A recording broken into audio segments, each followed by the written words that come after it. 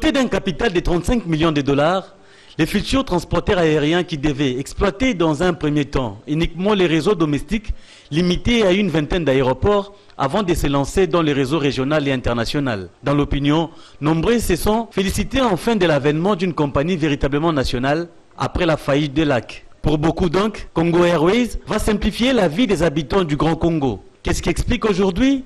On en vient à en vouloir à cette compagnie. À l'état actuel de la situation, Congo Airways ne saura plus faire venir l'avion ni procéder au vol inaugural aux dates prévues, c'est-à-dire le 26 et le 31 août de cette année.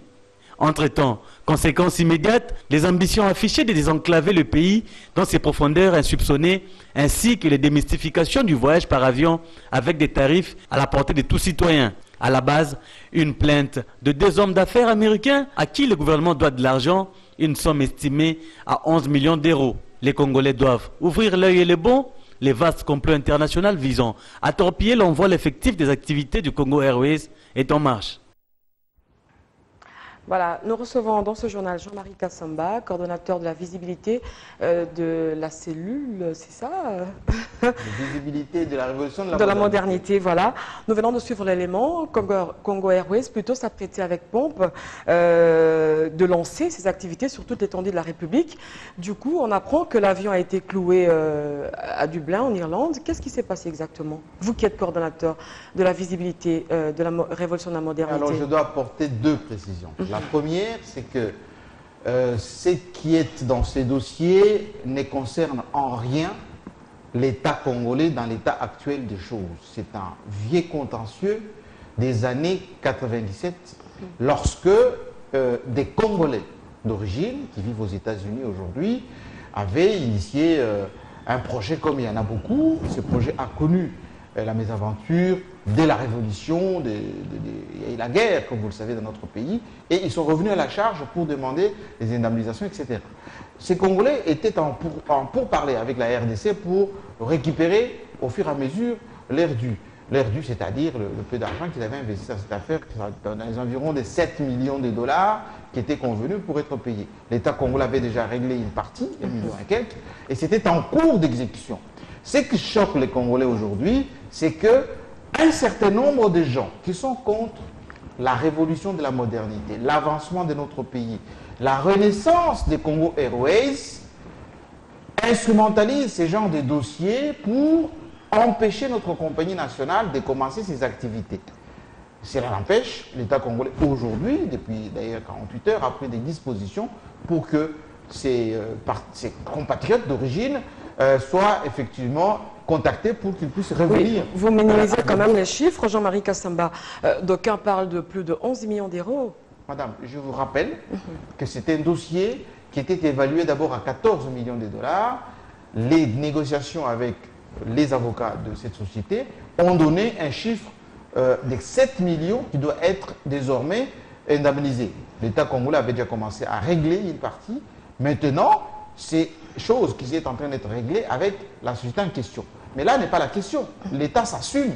Il y a la politique de l'État, il y a effectivement toutes les démarches qui sont engagées dans ce sens. Ce qui me choque moi en tant que Congolais, ce qui me choque moi en tant que compatriote, des milliers de Congolais qui sont embauchés aujourd'hui dans Congo Airways, de nos compatriotes des provinces qui attendaient déjà le démarrage des Congo Airways pour alléger la tâche, désenclaver notre pays, avec ce genre de manœuvres, de ceux qui, dans le secteur des transports, fonctionnent en monopole, gagnent énormément d'argent sur les dos des Congolais, manipulent ce genre de dossiers. C'est ça qui me choque, moi. Mais comme la détermination du peuple congolais est tout à fait évidente, c'est que cette question va être réglée le plus rapidement possible. Oui, vous parlez d'un complot, le gouvernement parle d'un complot. Un complot contre qui et pourquoi? Mais un complot d'abord contre la renaissance de la RDC, un complot contre la Congo Airways, notre compagnie nationale, des malversations des gens qui ne veulent pas que les Congolais puissent être allégés dans leur situation, des gens qui veulent profiter d'un certain monopole pour continuer à gagner beaucoup d'argent. Il faut que nous, Congolais, nous soyons vigilants par rapport à ce genre de situation. Vous parlez d'un allègement, mais entre-temps, on sait qu'il y a certains agents de LAC qui sont allés avec 52 mois impayés, ou peut-être même 2 ou 3 ans impayés. Vous êtes en train de confondre LAC et Congo Airways. Non, je ne confonds rien, M. Congo Airways, c'est une compagnie nouvellement installée qui n'a rien à voir avec LAC. LAC, c'est lignes aériennes congolaises qui ont été, on va dire, dans des moments difficiles, connu des moments très difficiles. La situation est en train d'être liquidée par l'État congolais qui en était propriétaire à 100%. Congo Airways, c'est une compagnie naturellement qui a l'État congolais comme actionnaire majoritaire, mais il y a d'autres partenaires dans cette compagnie qui est vierge, qui commence ses activités et qui n'a rien à voir avec ce genre de contentieux. Il y avait effectivement un avion de LAC qui était en revisitation en Europe. Si le compatriote d'origine américaine, enfin d'origine congolaise et qui est américain aujourd'hui, voulait se saisir d'un bien congolais, il aurait saisi cet avion de LAC. Ça n'a pas été fait. Donc c'est pour dire que c'était téléguidé, orienté vers seulement Congo Airways pour nous empêcher de commencer les activités. Mais la détermination du peuple congolais est certaine et nous avons aujourd'hui la capacité de régler ce genre de problèmes, comme ça va être le cas pour ce litige. Oui, acheter un avion de seconde main, 20 millions de dollars, c'est quand même beaucoup. Madame, je dois vous préciser quelque chose. Et j'ai entendu un peu trop de choses, des travers dits à propos de cet avion. Vous savez que ces appareils de nouvelle génération qui datent de moins de 10 ans, de la compagnie Alitalia, nous avons acheté 2 avions cash, 25 unités, 25 millions de dollars par avion. Et l'Allemagne, Lufthansa pour ne pas le citer, a récupéré quasiment plus de 10 appareils de la même flotte. Je vous signale qu'en aéronautique, c'est-à-dire dans le secteur des avions, quand vous avez un appareil de moins de 10 ans, c'est un avion quasi neuf. Aujourd'hui, le président français vole dans un avion depuis 17 ans. C'était acheté chez OM. Barack Obama, le président des États-Unis, vole dans Air Force One qui est plus de 17 ans. Le pape lui-même, il y a la compagnie italienne, vole dans un vol de plus de 25 ans. Donc, il ne faut pas que dans ce pays, les gens qui n'ont même pas un vélo commencent à devenir des spécialistes en matière d'avion.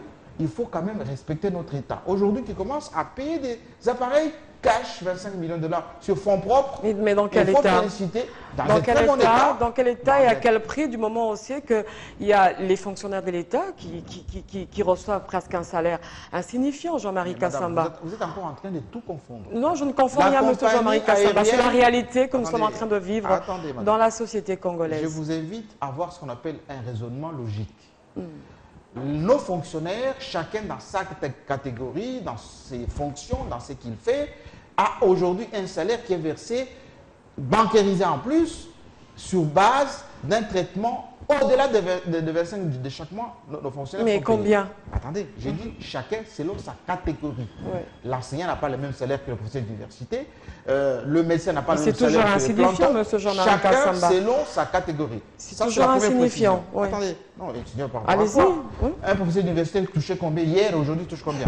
Un médecin touchait combien hier, aujourd'hui touche combien? Vous êtes plus propagandiste que journaliste, M. Jean-Marie Kassamba. Je suis offusqué de cet amalgame que nous, Congolais, souvent on fait. Certains Congolais, pas tous. L'amalgame, ça veut dire quoi? Tout le monde ne doit pas toucher le même salaire. Et l'État congolais n'a pas que les fonctionnaires comme charge. Aujourd'hui, nos fonctionnaires sont payés régulièrement en fonction des disponibilités de l'État. Ce qui ne se faisait pas il y a quelques années. Donc, si Congo Airways relance ses activités pour embaucher des Congolais, alors, on ne doit pas acheter des avions pour cela. C'est un raisonnement qui est complètement de travers. Ce qui est tout à fait aujourd'hui net et clair, c'est que la renaissance de notre pays est en train de se manifester et tous ceux qui luttent ou qui combattent cette renaissance trouveront les Congolais sur leur chemin. D'accord, je vous garde. Et pour boucler la boucle, fermée officiellement suite au crash survenu sur son site le 8 janvier 1996, le triste célèbre marché Tipka refait surface dans l'illégalité. Vendeurs et autres gagne-pain y étalent leurs marchandises à leur risque et péril, cela sous la barbe des autorités compétentes, mais en contre-axe, alors que ce marché est déclaré illégal, certains agents se présentent comme de l'État, prélevant ainsi les taxes sur ce site et les versent entre les mains d'un certain Safari. Qui est-il? Suivez plutôt cette mini-enquête signée Adoré Olela et Francis Kassongo. Ici, en face du camp des forces aériennes congolaises, se trouve le triste et célèbre marché type K sur le prolongement de l'aérodrome de Ndolo. Mais suite au crash survenu le 8 janvier 1996, ce marché a été officiellement fermé. Aussi curieux que cela puisse paraître, vendeurs et autres gagne-petits étalent leurs marchandises aux abords de ce site, soit sur leurs propres étals ou à même le sol. Cela sous la barbe des autorités compétentes. J'ai dit oui, je suis au courant, mais c'est un marché illégal. Illégal, pourtant certains agents se présentant comme de l'État prélèvent des taxes sur ce site chaque jour. Des agents que l'autorité municipale dit ignorer. Quel agent de l'État? Parce que le marché, nous avons à côté un marché officiel de l'État qui s'appelle le marché Somba Sigida, qui date depuis, selon moi, quand 36. Il ne faut pas insinuer le marché type K et Simba Sigida. Il y a un seul marché qui est Simba Sigida, là où il y a des agents de l'État commis à religion de l'État sur l'étalage. Moi, je ne connais pas. Approché à l'aide d'une caméra cachée, l'un de ses précepteurs a laissé entendre que les recettes fiscales générées sont versées entre les mains d'un certain Safari, non autrement identifié. Mais qui est-ce donc ce Safari? Est-ce un officier de police ou de l'armée? Des questions qui restent posées. Pourtant, non loin de là, se trouve un sous-commissariat de la police. Les policiers commis à ce sous-commissariat seraient-ils complaisants ou impuissants? Autre question qui vaut tout son pesant d'or. À quelques encablures du triste célèbre type K, il y a pourtant un marché légal, Somba Zikida, où les étals sont même vides, inoccupés. Tout ce que nous pouvons leur demander, c'est de regagner le marché. Parce que type K n'est pas un marché. Il fut un marché vers ces années-là. Suite au crash qui a eu lieu, ils ne peuvent plus étaler là-bas, ça ne peut plus être un marché. Mais pourquoi ces vendeurs et autres gagne-petits préfèrent-ils vendre à type K? Qu'attendent les agents de l'ordre? Pour chasser ces vendeurs de ce site de triste mémoire, les autorités compétentes doivent donc, en tout cas, se sentir interpellées. Affaire à suivre. Vous avez compris que ces images ont été prises à l'aide d'une caméra cachée. Voilà, nous allons conclure avec notre invité, Jean-Marie Kassamba. À quand la venue du deuxième avion Airbus? L'avion est en cours. D'abord, on doit les faire lever la mesure dans quelques jours. Il y a des experts qui ont été envoyés sur place. La délégation est déjà partie depuis ce week-end. On est en train de voir avec les avocats de l'autre partie pour que ces litiges soient levés. Mais nous sommes très vigilants par rapport au tirage des ficelles. Ceux qui veulent que le Congo Airways ne puisse pas repartir avec beaucoup plus d'engouement pour permettre aux Congolais de vivre dignement l'immensité de leur territoire à des prix tout à fait raisonnables. Voilà, vous êtes président national de l'UNPC, provincial de l'UNPC. Qu'avez-vous fait pour Daniel Safou qui jusqu'à ce jour est toujours en prison?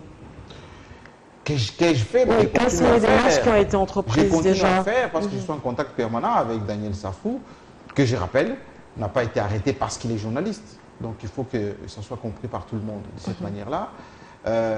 Il a été interpellé sur base d'une plainte parce qu'il y a eu des gens qui étaient incommodés par rapport aux déclarations qui étaient faites dans des circonstances particulières. Mais là n'est pas la situation.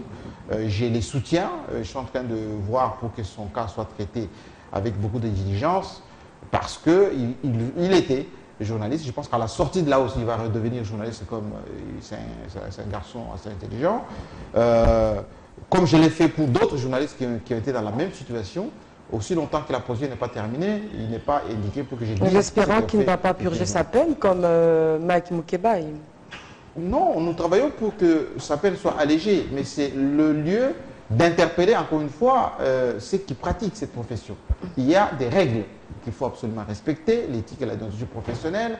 Il y a des contours de la profession qu'il faut absolument respecter. Et c'est que je rappelle à chaque fois que c'est nécessaire.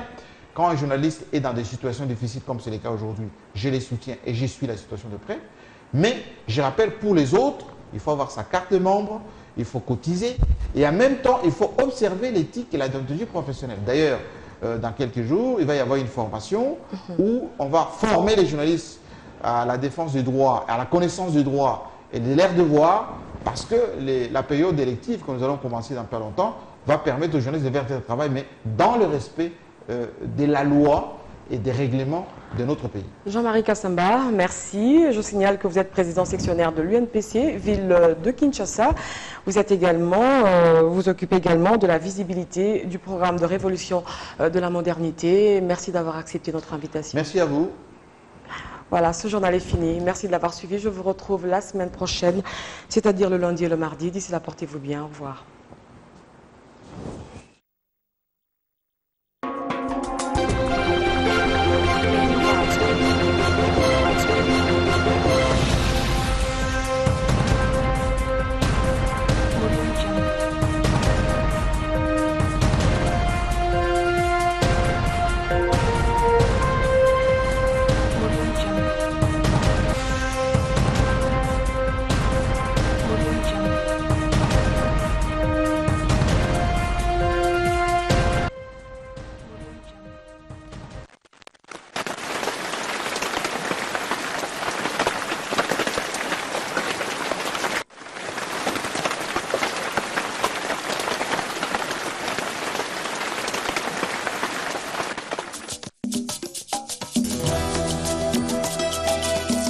L'entreprise de télécommunications RTL RDC a lancé samedi 18 juillet 2015 au Théâtre de Verdure RTL Jeunes Talents Professionnels.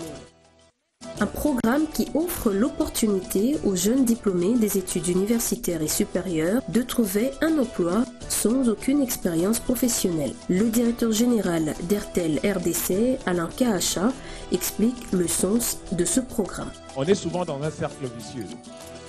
Vous cherchez du travail, on vous dit il faut 1 an, 2 mois, 6 mois d'expérience professionnelle. Mais vous venez du chômage, où est-ce que vous aurez l'expérience professionnelle?